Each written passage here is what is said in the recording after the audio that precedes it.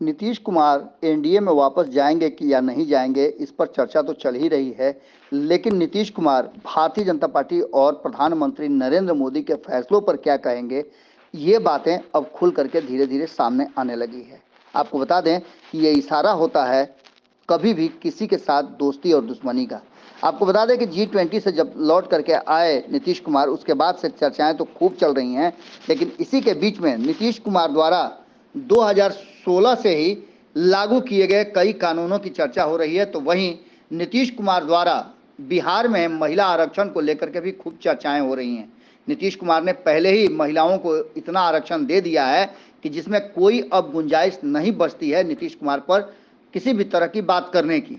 अब उन्हीं सब बातों को लेकर के जहां एक तरफ नरेंद्र मोदी और नीतीश कुमार के कड़ियों को जोड़ा जा रहा है कि दोनों की मुलाकात के बाद महिला आरक्षण बिल का आना कहीं ऐसा तो नहीं कि नीतीश कुमार इसमें कहीं ना कहीं भीतर भीतर सहभागी हैं। लेकिन इन सारी बातों को लेकर के अब जबकि नीतीश के सबसे करीबी कहे जाने वाले विजय कुमार चौधरी, जो कि बिहार सरकार में वित्त मंत्री भी हैं और काफ़ी सॉफ्ट स्पोकन हैं, उन्होंने बयान जारी किया है और जिससे जेडीयू का स्टैंड बिल्कुल क्लियर नजर आ रहा है कि आने वाले 2024 के चुनाव में क्या होने जा रहा है।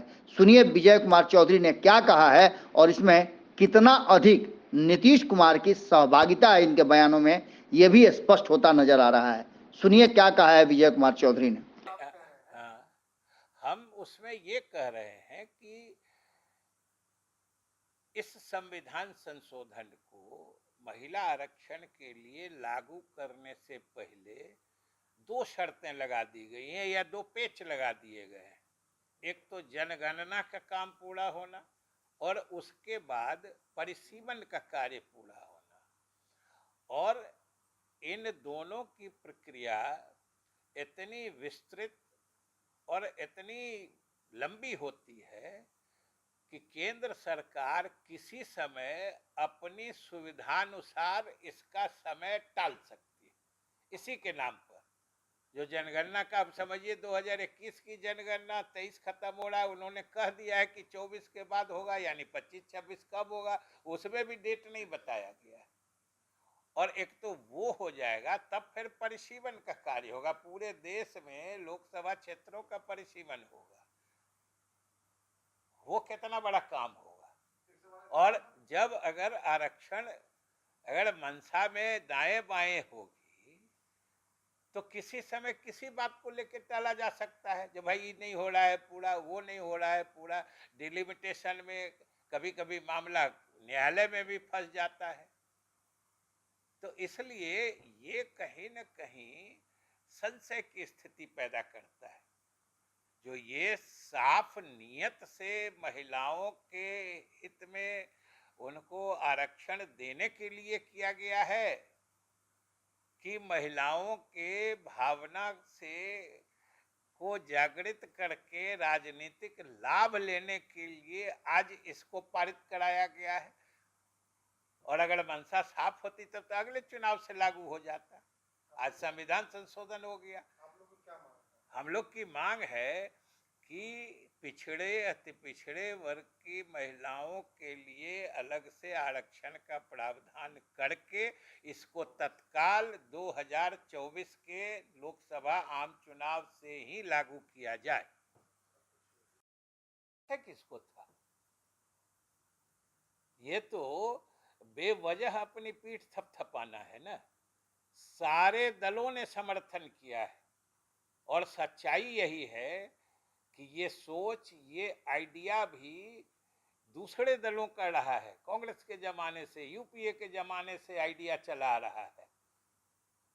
उस समय कुछ बाधाएं थी, कुछ लोगों को गलत फहमियां थी, इसलिए न ये न इनकी सोच है और न इसका कोई श्रेय। हाँ, इनके समय में पास हुआ, ये लोगों ने रुचि लिया, ये अच्छी बात है, हम लोगों ने स्वागत किया है उसका।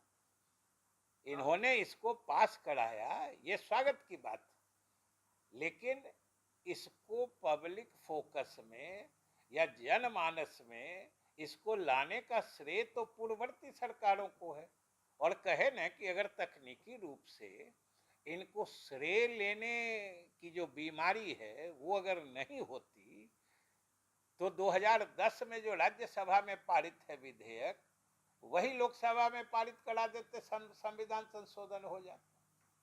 लेकिन कहे न, जो एक तो नारे जुमलेबाजी भी है। अब महिला आरक्षण विधेयक जो नाम सुन के सब समझ जाता, अब ये हो गया नारी शक्ति वंदन विधेयक। अब नारी शक्ति वंदना में क्या क्या चीज होती है, अब अलग अलग समझिएगा।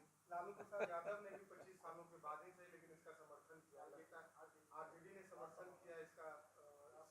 नहीं, ये ऐसी चीज है सब लोग। और आपको एक चीज बता दें कि बिहार सरकार तो महिलाओं के लिए आरक्षण के मामले में अग्रणी भूमिका निभाई है और पूरे देश की नजर खोली है।